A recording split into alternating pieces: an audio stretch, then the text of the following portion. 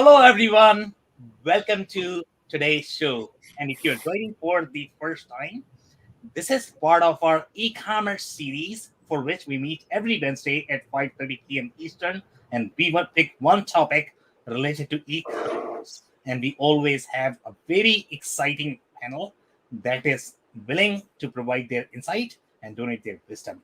For today, we are going to be talking slightly deeper topic in e-commerce that is going to be margin measurement. But if you don't know where your margins are, you will not be able to make decisions, or you might be making decisions which might not be in your best interest. So today we are going to be talking about all of those scenarios and the strategies to calculate and measure your margins. So we are going to start with everybody's intros. Dave, can I start with your intro first? Sure. Thanks, Sam.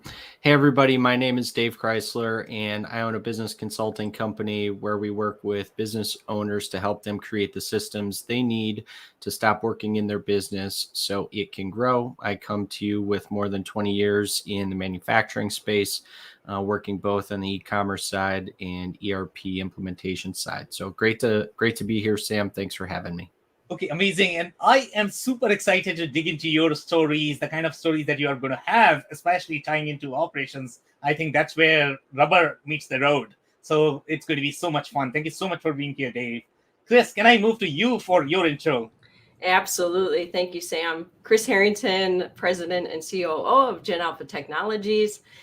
We help manufacturers, distributors, and dealers sell their products online. Typically, that is aftermarket parts and components, but it can also be heavy equipment, both used and new equipment. So certainly with Dave's experience and my experience, I think we'll be talking a lot about manufacturing and manufacturing stories today. So I spent many years prior to business in the technology world actually working in manufacturing.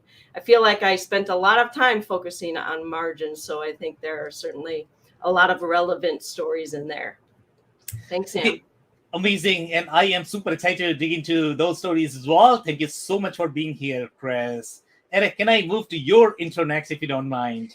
Yes. Hi, Sam. My name is Eric Landmann. I'm the e-commerce division manager of Earthling Interactive. We're an agency that builds out e-commerce sites and web apps for quite a variety of customers in all different sorts of markets. About half are B2B and about half are business to consumer. And so I come to this with a developer perspective because I built out probably 50 or so websites in all kinds of platforms, Magento, BigCommerce, Shopify, and a bunch of other older ones. And Eric, your experience is going to be super fascinating as well, to be honest. I mean, see, a lot of people might be thinking that, okay, what is developer doing in this margin conversation? But developers are the first one to get blamed. When the cost is not going to be right, when the margin is not going to be right, hey, cost is not right. Okay, you don't know how to compute that first. Okay, this is not the software problem. This is your problem that you really don't understand what your real margins are. Okay, we will get into all of that. Thank you so much for being here, Eric. All right. So I am actually going to move to Dave. So let's talk about, what is going to be the strategies for tracking the margins. And I don't know if you're going to have any sort of stories, if you have any specific stories that you might be able to share related to margin tracking where you felt that, you were doing everything right, but margins were off because maybe costing was off. Maybe you sort of knew that the costing was right, but then you realize later on, you were losing far more than you should be losing. And since you have managed P&L, that could be a very, very scary position to be in. So over to you, Dave. Yeah, thanks, Sam. I mean, the first thing it kind of comes to mind that you touched on is really just the relationship, right? The relationship between how you are measuring and monitoring your costs, how you're applying margin to ultimately come to your sell price. And then again, how you are monitoring that on any given basis. What systems have you implemented throughout your operation to be able to monitor both of those two key components? And then what are we doing with the data, right? We talk about that from time to time, but that's really where the rubber meets the road. So depending on the type of system that you have deployed in your operation is going to be kind of the the indicator of how often you're going to be able to take a look at your margin, how accurate it is, to your point, how accurate your costs are, whether you've deployed standard cost or actual cost, a combination of those.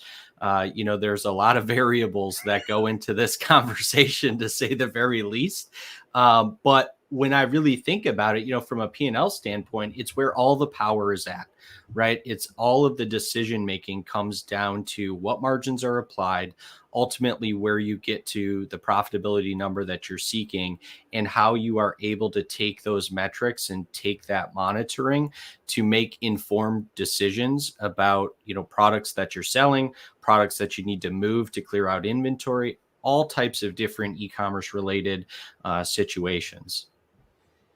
Okay, some amazing insights there. And Dave, I am going to have some follow-up questions there for you, and I am going to give you some funny scenarios. I find it, super humorous, because I know how much businesses don't know what problems they have, again, in their businesses. Okay, so I'll give you some scenarios here. So I see, very, interesting situations. Number one, e-commerce not talking to ERP. So obviously, your inventory is not going to be real. Your pricing is not going to be real. It's going to be some sort of, fake inventory. But then you have another situation where you have a real fake inventory. Can you believe this?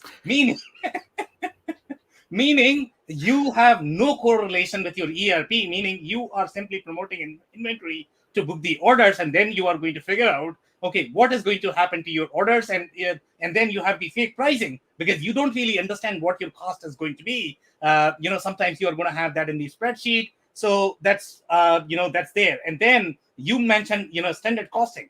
That's just one piece of the problem. In case of a standard costing, obviously you are going to have some sort of standard pricing, and you are going to pray to your God that things are going to work out. And the actual cost is going to be lower than your standard cost. Otherwise, you are obviously going to be losing money. But then there are other problems. So if you look at the actual product cost, product cost needs to account for your materials. It needs to be accounting for your, your labor. Those are two main factors. Then you have your machinery. You need to account for that. And then you need to be accounting for all of the overheads. That's your real product cost. And I don't know a business, it's very, very, very rare, okay, that they have accounted for all of the variables. So they don't have a true sense of the cost. They are going to go with whatever cost they understand, and they are going to run the business. And then obviously their decisions are going to be off. So based on these scenarios, now, do you want to clarify anything? What have you seen in your experience? Is e-commerce system that you were using, was it connected with your ERP system, or was it not? What's been your experience? Yeah, I mean, I've seen both, Sam. It's interesting, all the stuff that you brought up. Number one, I have to completely agree with you. It's very rare that I go into a business that says that they understand what their costs are, that actually understands what their costs are. And the more shocking thing is that typically they're missing a big component. You mentioned it could be machinery depreciation, right? Like, well, that's a pretty impactful, number to your cost, right? We should probably include that. And, so it's interesting when you have, as I said, I've seen both scenarios. And when you have a system that is not connected, so when you are running a separate e-commerce platform compared to your ERP, I mean, just think about it at the transaction standpoint, right? You've got all these transactions coming in on the e-commerce side, and it might not be an issue if you're a small manufacturing facility, let's say, that only maybe has, 200 SKUs or something like that. And maybe not a lot of order cycle there. Yep. But think about it when you start multiplying the number of, transactions, the number of SKUs, the number of purchases, and think about what it would take just from a straight up labor standpoint to duplicate all of those transactions in your ERP. And then when you think about it, it's not just one transaction that you're having to duplicate, because depending, again, how your ERP is configured in that scenario, you may be creating 10 transactions. You may be creating, how many different points of entry, again, depending on how your ERP is configured. So, it's funny to me because in some scenarios, when you talk to, business owners, business leadership, sometimes they have this opinion that they're saving money because, well, we didn't go through the expense of integrating, and, it's not that big of a deal because we don't have that many transactions. And it's really simple for our customer service team to go ahead and just transfer the data from one system to the other. And, it's like one of those moments where your jaw hits the floor, because when you go from that environment to a fully integrated environment where all of those transactions not only are flowing from each system, interchangeably, the amount of labor savings, number one. Number two, even more important to me, is the reduction of, error potential, whether that be human or system related. So, it's pretty incredible. And again, I don't want to take up the whole time here myself, because we've got two other tremendous people in here. But yeah, I've seen both scenarios. I always lean towards having something fully integrated, and usually it's a process to go from one to the other. Yeah, amazing insights there, to be honest. And you are talking about machine depreciation. I have seen scenarios where they have just not accounted machines as part of the product cost. The only thing they have, I will be lucky if I actually see labor accounted as part of their product cost. Sometimes it's going to be just materials cost, and that's it. On the labor part, how often have you seen indirect labor not being accounted for appropriately? They're only accounting for direct labor and, some portion of material, because there's usually some story that goes along with why, we only account for a certain percentage of the material consumed. And well, we typically don't account for the additional waste and setup and or overages that take it. All of it, right there, there are so many variables and so many considerations to be made when we start talking about calculating costs. And something we haven't even touched on yet, but again, another important factor as we dive into this is, the frequency at which we review all of this data, right? Yep. Like, we're living in a time right now, kind of post-pandemic here, where you're starting to see not only supply chain issues, but those supply chain issues are now impacting raw material, whether it's shortages, price increases, and those are starting to impact, cost of goods. So how often are we accounting for those, changes? How often are we reviewing them? How often then are we impacting our sell price to, again, create the margin? So. Okay, amazing. Thank you so much for that, Dave. So I'm actually going to move to Chris. Chris, if you don't mind, do you want to share your perspective in terms of, what you have seen companies employing these strategies when it comes to tracking their margins? How often do they track? And if you have seen any sort of funny scenarios where you have found it super amusing that, the way they were tracking their cost or they were making their decisions. Yeah, I think a lot of great information was already discussed here. I can't agree more with some of just the little bits that have been revealed here. Particularly, I think it is important to mention and repeat how costs are changing right now in this particular time period, both with labor.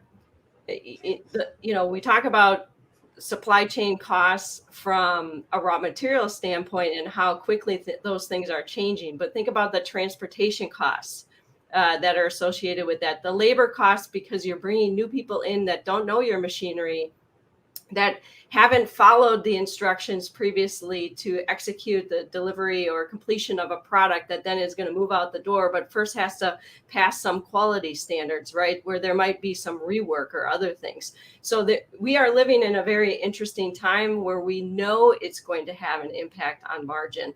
Even to satisfy customers, you're probably going to expedite deliveries and do things that typically lead to margin erosion. So those are things that force us to think about how frequently we do look at margins. So I will tell you, as a business leader, formerly in a manufacturing environment, margins were critically important to our success, right? I will tell you that I had a revenue target each year, but along with that revenue target, I also had a margin goal.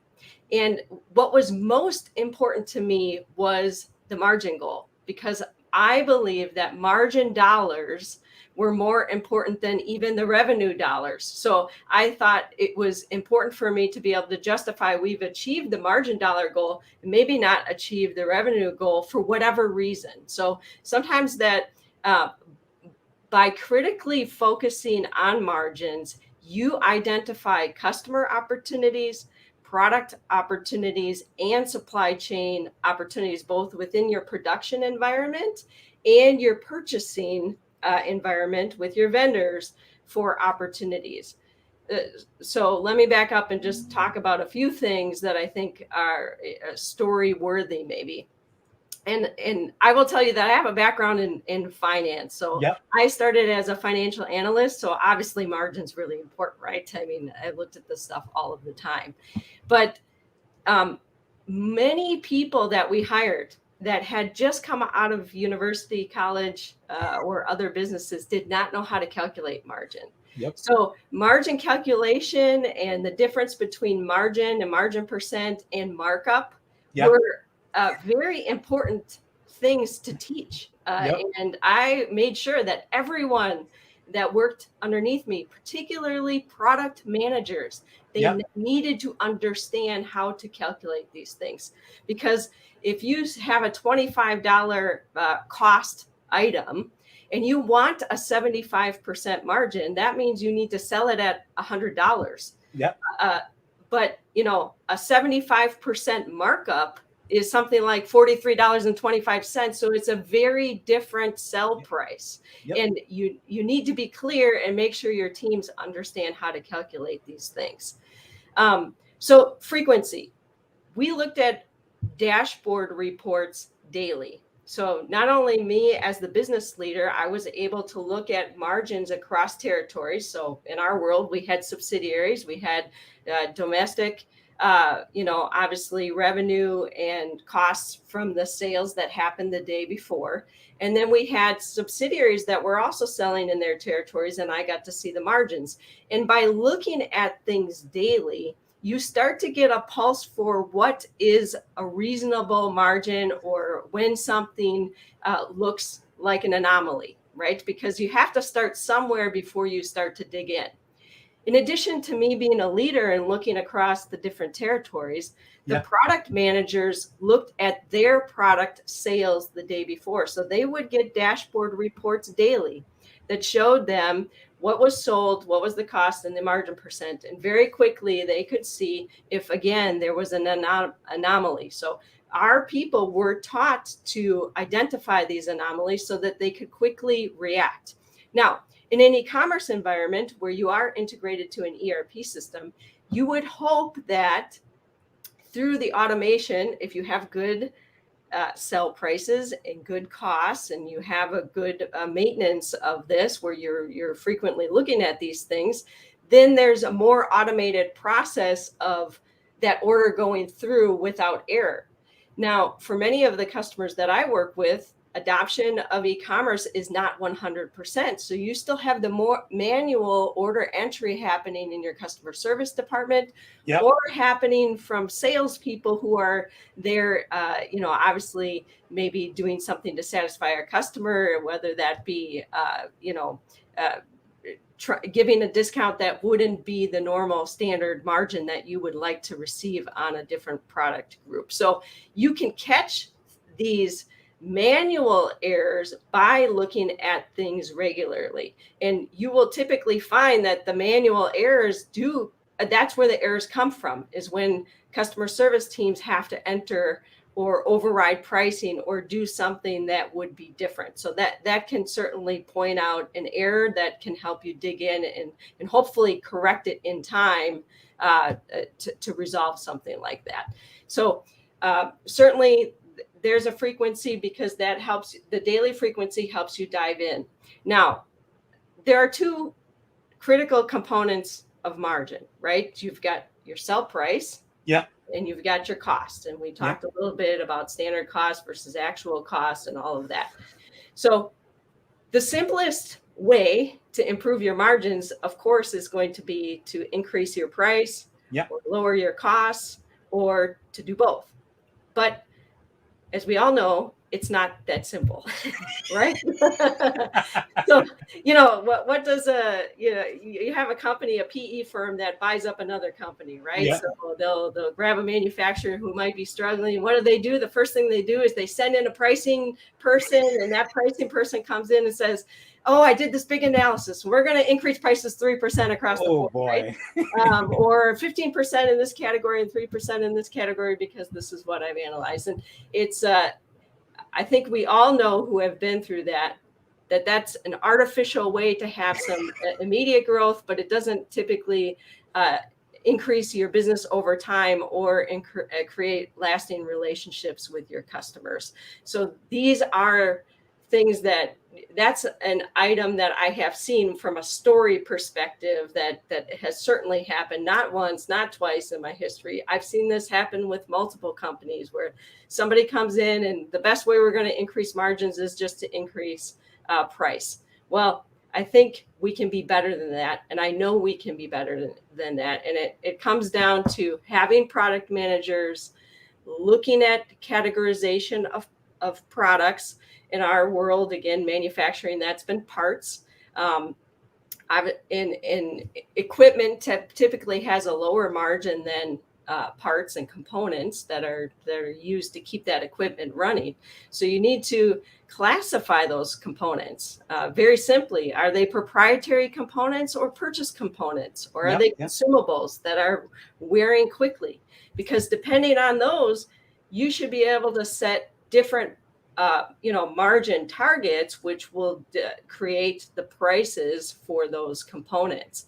And it is through thorough analysis and having those product managers who understand their product groups, who understand the competitive nature of those products, who understand the inventory levels required to keep those products moving and off your shelf, is really important. And then I will say that by continuing to look at margins, you identify the customers and the products that you should be focused on, and maybe products and customers that you need to be eliminating or reevaluating how you care for them, or even reevaluating what your price is to them. So if you have a customer, for example, who is highly demanding, isn't always loyal to you, they're always demanding discounts.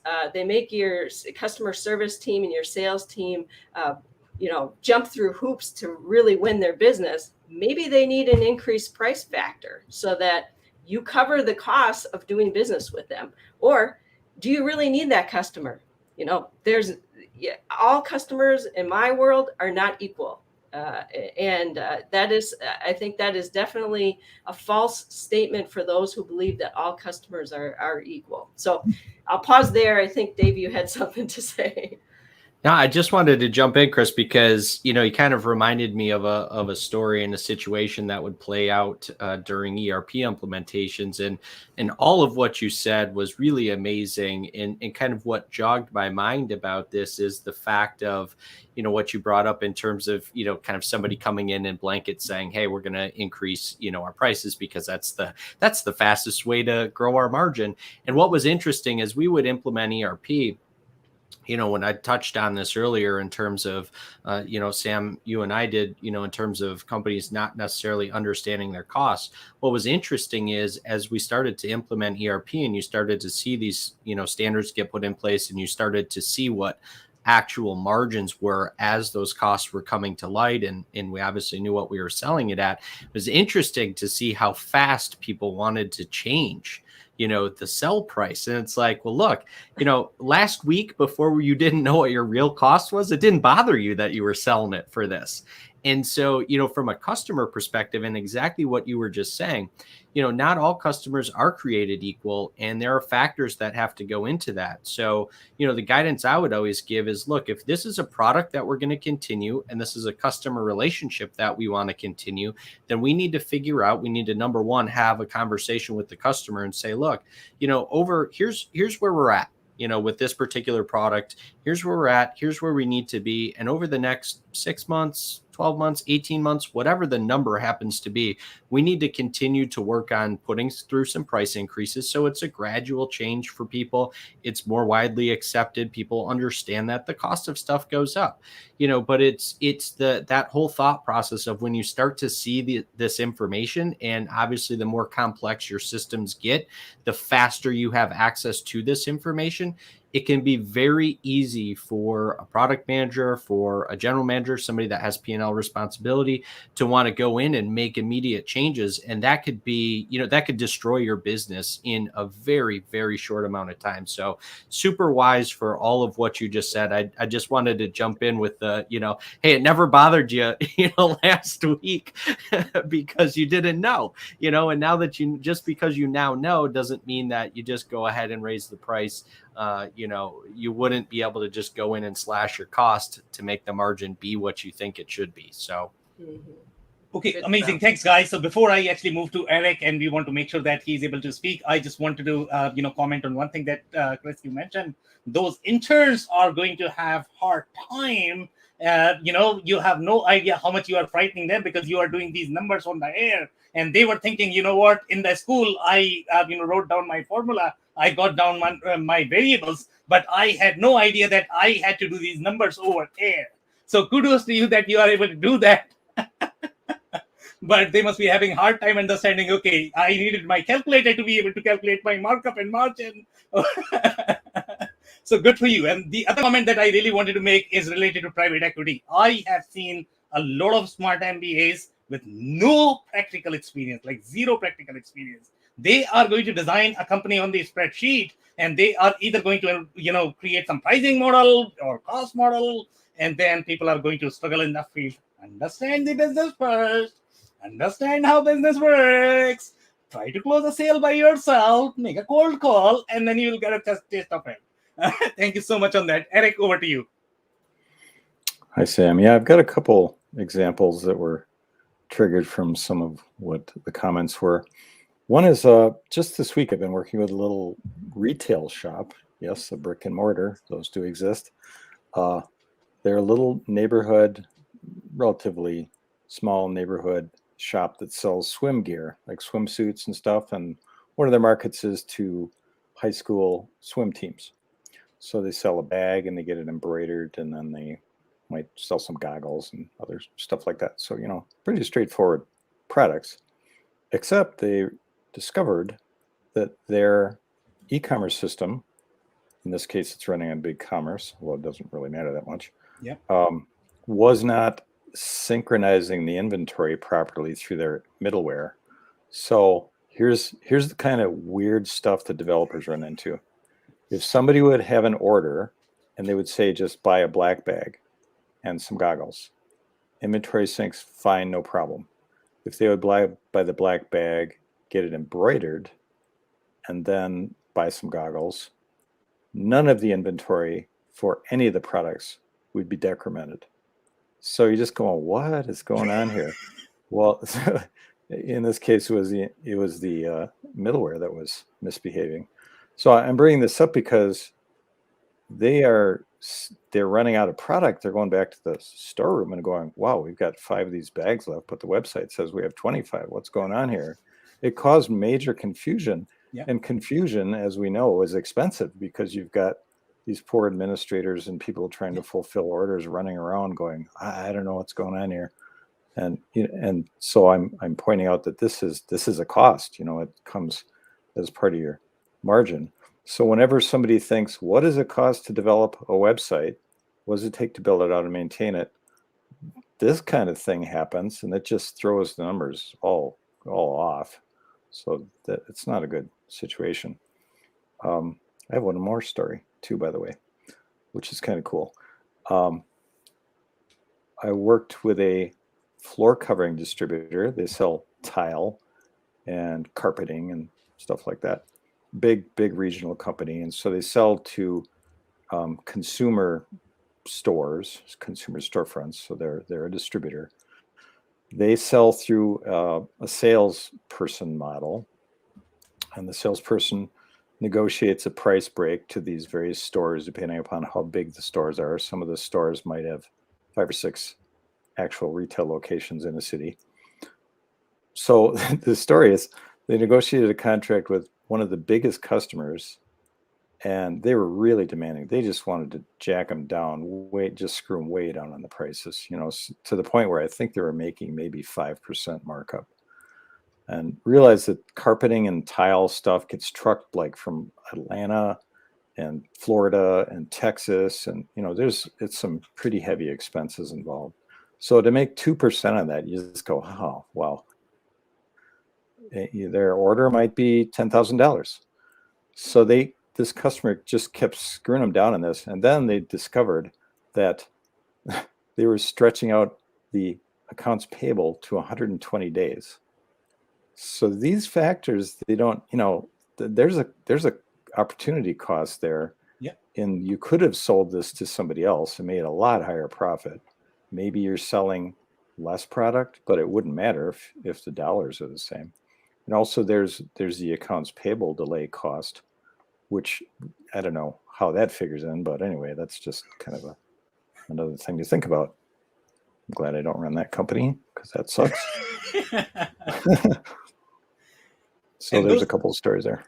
Yeah, those are some really interesting stories. And obviously you are going to know the cost of these things only when you have a true sense of your product cost. Companies don't even understand the true sense of their product cost. So guys, if you have any follow-up comments, we have a small group, just raise your hand and we can take those comments, onto these stories. If you don't have, then, I am actually going to move to the next question, if you guys don't mind, and that is going to be related to KPIs. If you have seen any specific KPIs that you recommend. Let's say if I'm the e-commerce manager and I am not as, experienced e-commerce manager as Chris, who can do her margins on fingers, it's going to take some time for me to be able to do this. So let's say if I'm that new e-commerce manager and I'm trying to figure my way around, and what are some of the KPIs that new e-commerce manager should be tracking on a daily basis, weekly basis, monthly basis,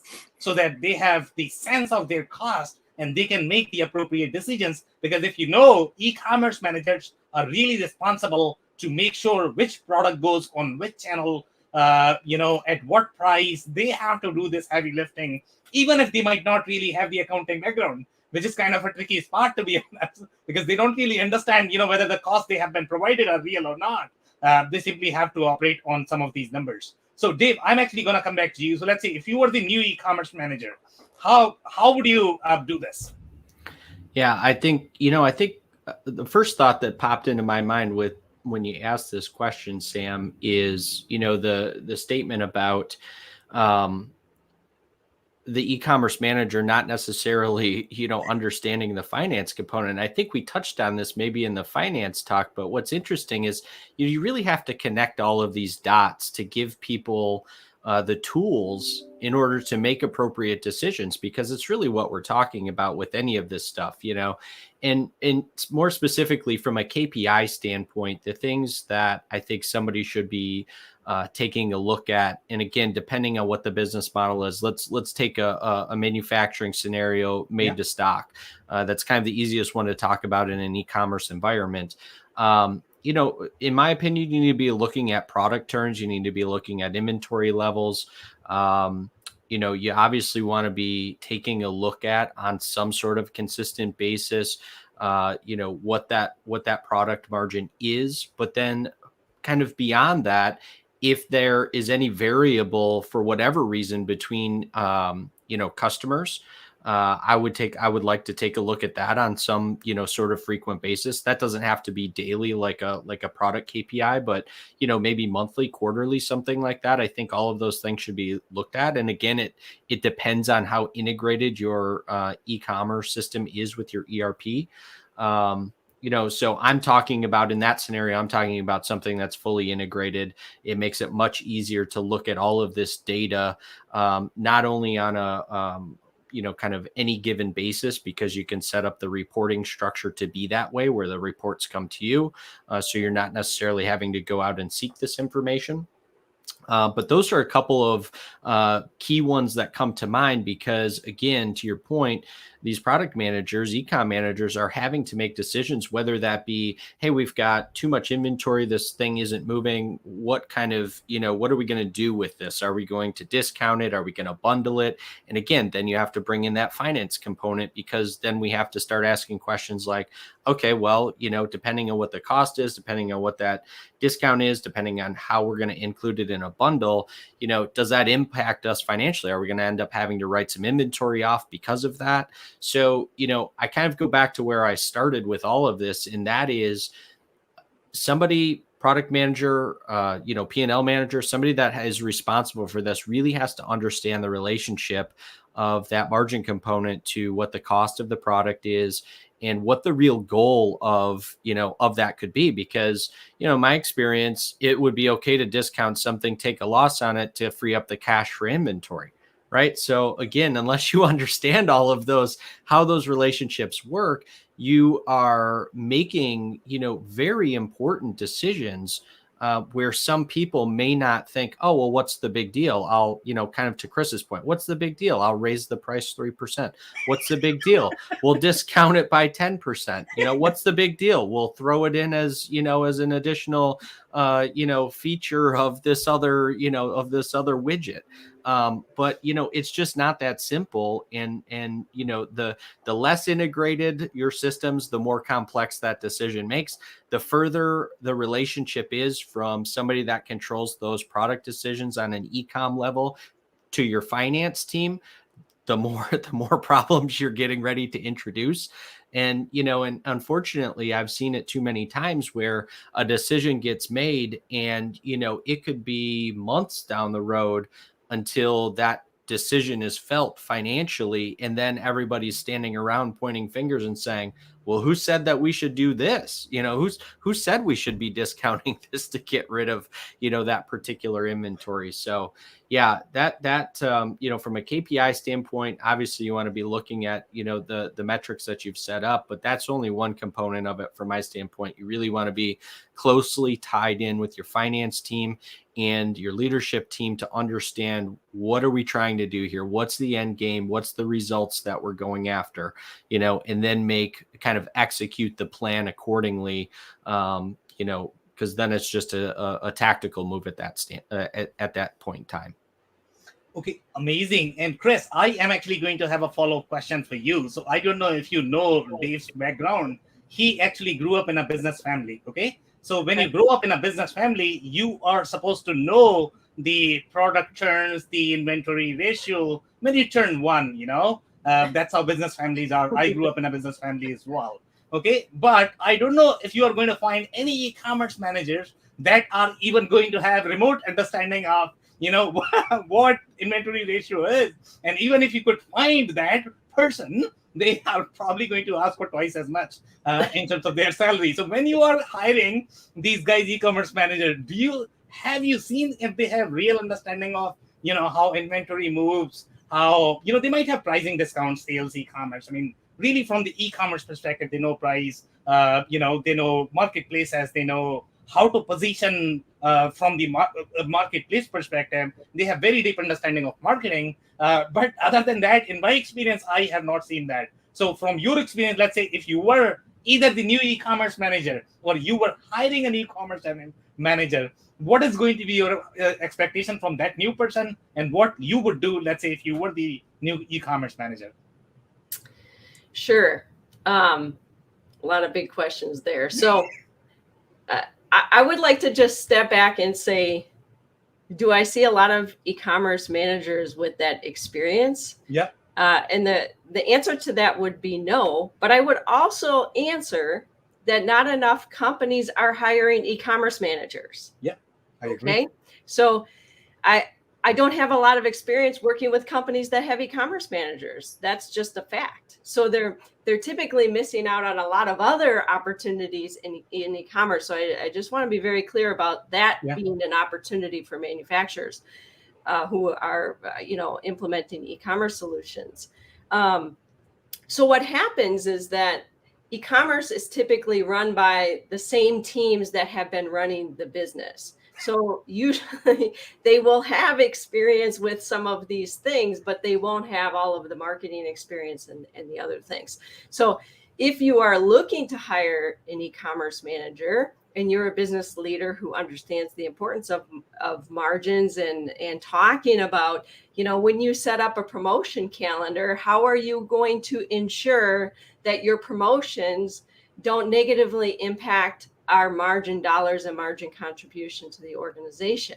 That could be a question that you ask in the interview process to just help you understand how an e-commerce person would think about how they would solve for that. And it's going to begin to uncover their level of understanding of the impact of discounting product and the impact to your margin.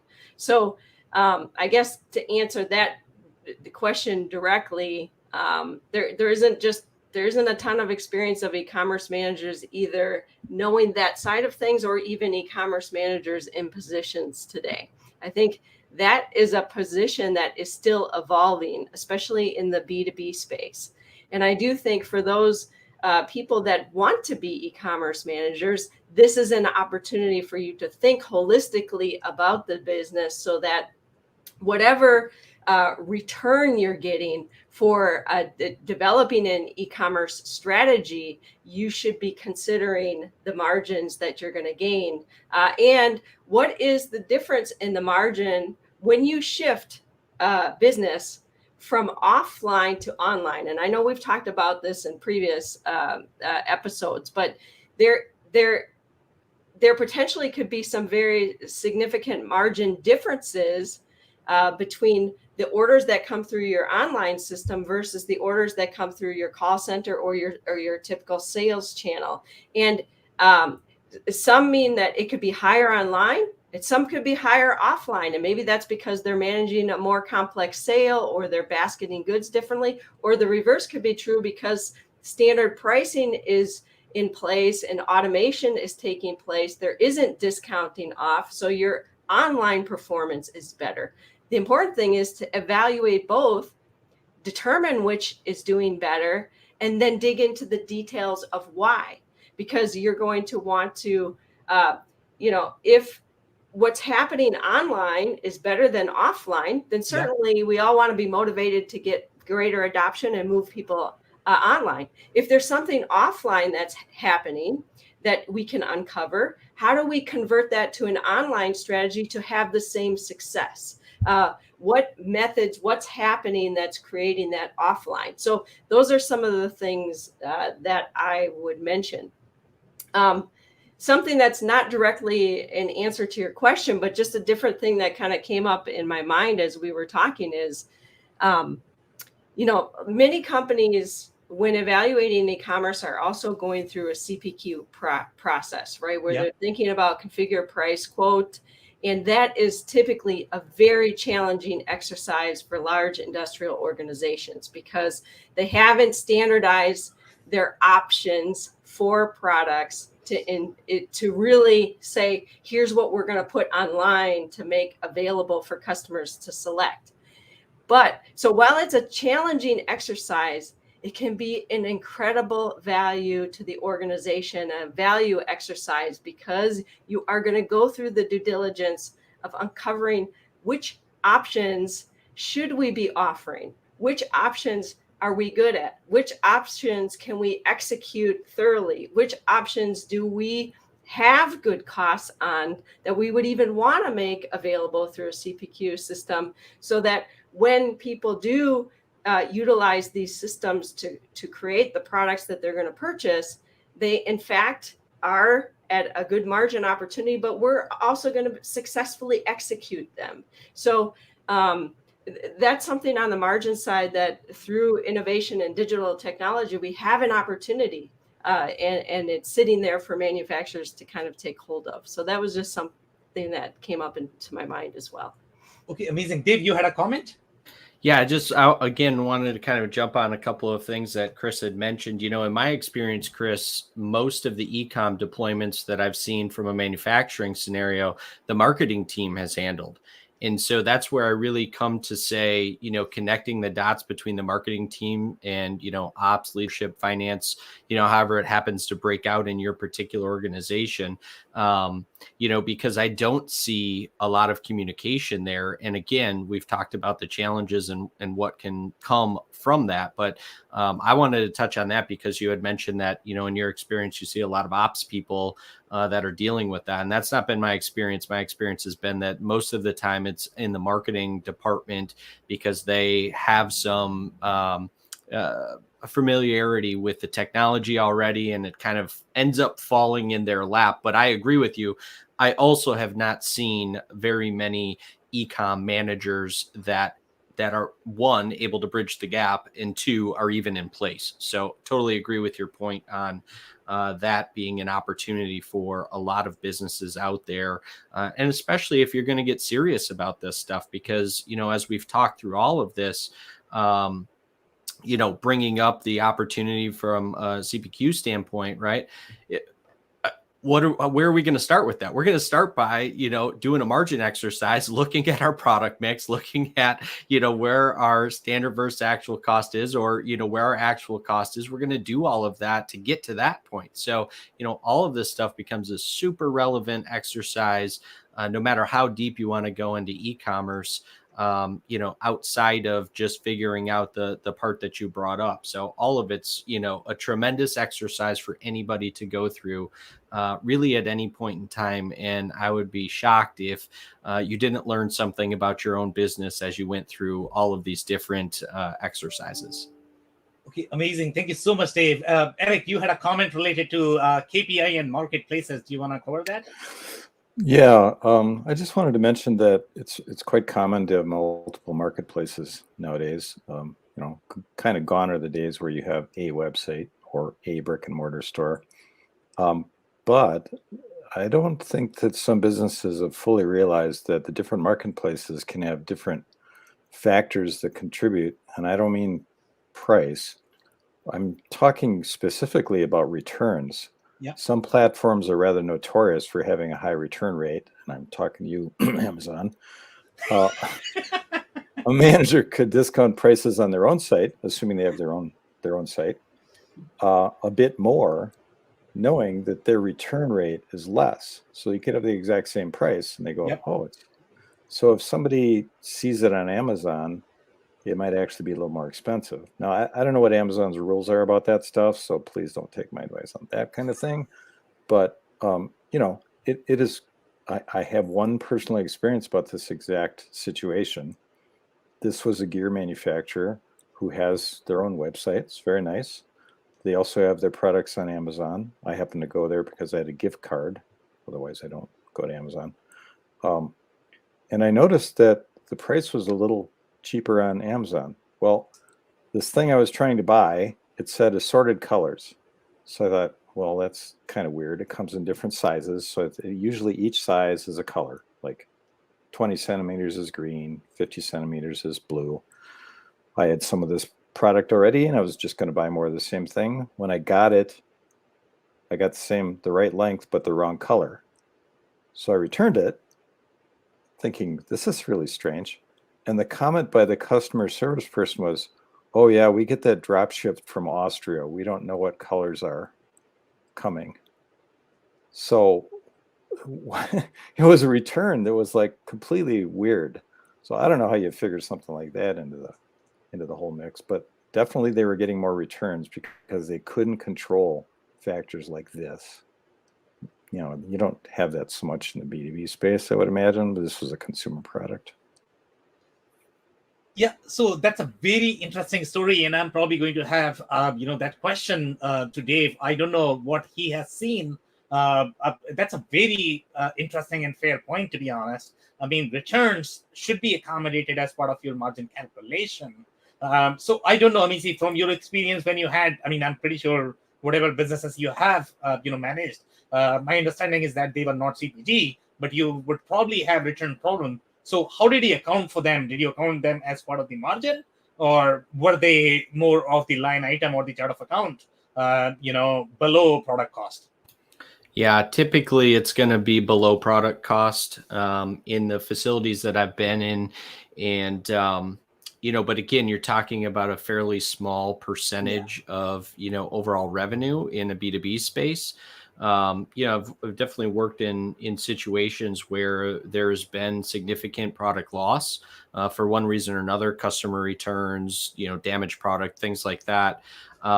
And even in those scenarios, we really look at that as a, kind of a continuous improvement project, waste reduction, cost reduction project, and still keep it as an expense item. I don't think it would be fair to add that into the, the margin calculation. Yeah. Number one, because, you really want to have an eye on that, right? From a line item standpoint. I mean, I would want to know, it's kind of interesting, slightly off topic, but still system related, where I'm dealing with an implementation right now. And, we're talking about, it kind of goes back to, chart of accounts and a little bit relates to this, but the whole point is just that you really have to be mindful and identify the things that you want to look at. And whether we're talking about e-commerce KPIs or your P&L, you want to get very specific about that. And so, again, to kind of just tie this up, from my standpoint, I would recommend that stays as a line item so you can look at that.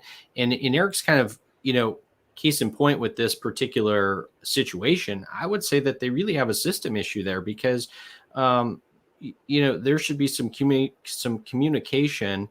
Sam, you could talk about this very well from an ERP standpoint, but there's many integrations, especially the deeper you get into ERP, that would rectify that almost immediately. So it's kind of astounding to hear that as a story because, there are so many ways to solve that problem and reduce the cost and make customers happy. I mean, I just had a quick reply about that. Yes, technically many of these things are solvable. The question is it worth it? How much does it cost? And some of these things are not that easy to solve. That, technically you can do it, but it takes time and coordination and project management and stuff like that. So, if you have a small store and something like this happens, I don't know if it's worth them dealing with particular issues like this unless it becomes a really major problem. Yeah, I don't disagree with that. I mean, it kind of highlights my point, right? That's why you would not want to include something like that in a margin calculation, because it becomes, too difficult to look at it and determine, is this costing us enough to, solve the problem through technology or what have you. So yeah. So, Chris, I am actually going to come back to you. So let's say, when you look at return is a more of the customer experience problem, if I think about it. From the cost perspective, these guys are accounting as the, some sort of line item, nobody cares for it. Probably you are going to, consider that as part of the continuous improvement project. But return is a lot more than just a return, in my experience. And that should have some sort of, consideration overall when you are computing margin, which are the channels that you are targeting from the e-commerce perspective. So what has been your experience, especially in the industries where you are going to get a lot of returns? I don't know if that is common in your industry. I would think that, in industries such as apparel, the return is going to be a fairly big problem. And obviously when you have the return problem, and especially if you're offering, let's say, free shipping, I don't know how to handle that, to be honest. I mean, that could be a very big line item. So from your experience, do you think that return is going to be slightly more margin related problem, or is it really the e-commerce problem?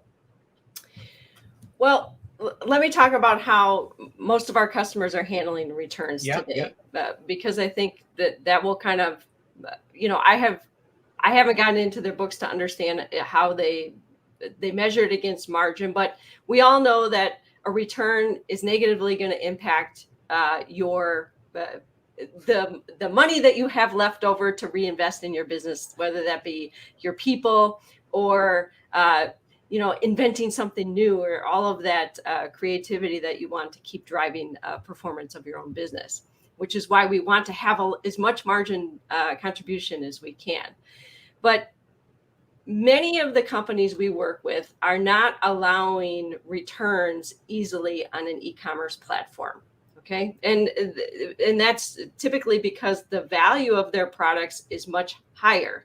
And while returns can be a competitive advantage sometimes in selling your products, it can also be very risky to a manufacturer or an industrial organization. So many of them have their own RMA processes or return material authorization processes that require some checks and balances to even determine, are we going to allow for this product to be returned, and will we have a mechanism in place to receive it when it comes in, right? So that's why these companies have these RMA processes. Now, as part of our solution, we know we're working with companies to develop an RMA module that is available on the e-commerce site that can allow for some of the workflows to determine whether they're going to allow for returns. So I do think returns is something that manufacturers have historically paid a lot of attention to. If I were coaching a company, what I would tell them to do is pay attention to, again, the products that you're selling and the amount of returns against those products. Yeah. So in an analytics platform, you can have at the line item level here's the revenue, here's the number of orders, here's your cost of goods sold, and here are the refunds or returns associated with that same line item.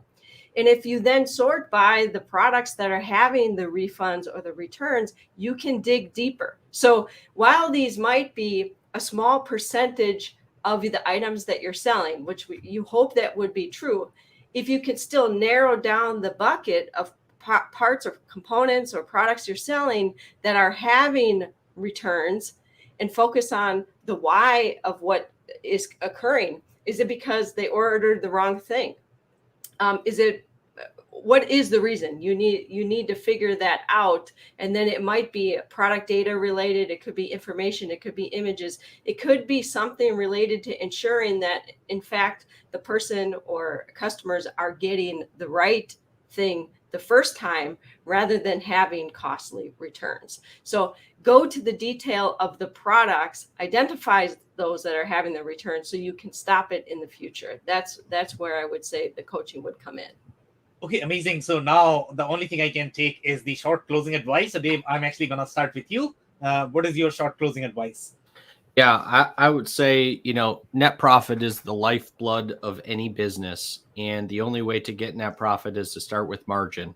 Yep. So you want to be mindful of what the margins are. You want to be mindful of what your costs are, and making sure that you are having good conversations with your finance and your leadership team if you are in an e-commerce position, to make sure you understand the impact of your decisions. Love it. Thank you so much, Dave. Chris, what is your short closing advice? I agree with everything David said. So I'm just going to talk about something we didn't talk about, which is analyze your channel margins. We have a lot of manufacturers who work with dealer networks. Those dealers might rely on the manufacturer to actually hold the inventory, drop ship to their customers. So the manufacturer is actually doing all the work and giving a big part of that margin back to dealers. In an e-commerce setting, this is an opportunity to maybe take some of that margin back. So analyze your channel partners. Okay, love it. Thank you so much, Chris, for that. Eric, what is going to be your closing advice, please? Yeah, working off of Chris's point, that was what I was alluding to previously about you have multiple channels going on and they can have different cost factors and different considerations. So sometimes marketing people kind of forget about that. It's important.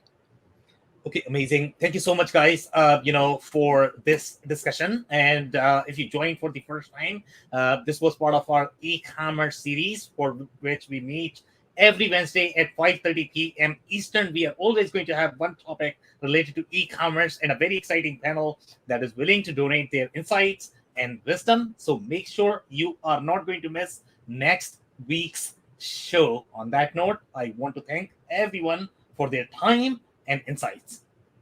Thank you, Sam. Thanks, Sam. Bye-bye. See you, everybody.